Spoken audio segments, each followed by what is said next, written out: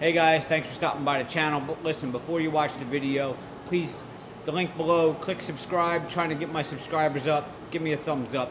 I do videos every day to try to help other mechanics and just other homeowners who are struggling with a machine, and they might need to find the solutions or the answers to the problem that they're having. So enjoy the video. Don't forget, subscribe and like. Thanks guys. We're about to do an oil change on a Toro Groundsmaster 4500D. And just really quickly, I'm not going to film the whole process.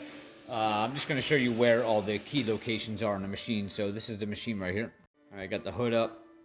As you can see, Toro Groundsmaster 4500D. This is a diesel. Now I am at the back of the machine, so that would be on the right side. So what you want to do is come down right by the rear tire here, right in front, and go straight back. And there's your plug right there in the oil pan. There's also another one.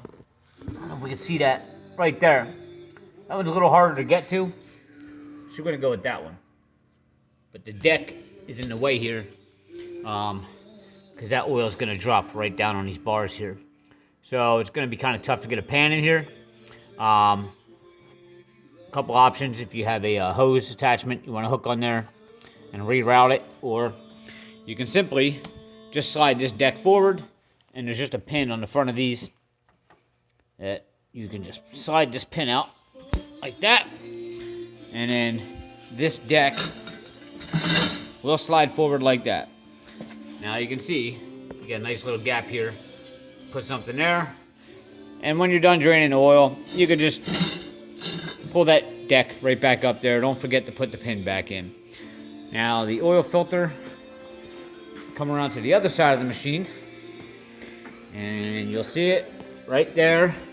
It's right under the coolant bottle there, and it's your oil filter, and that is a Napa, can't really see in there, 1334.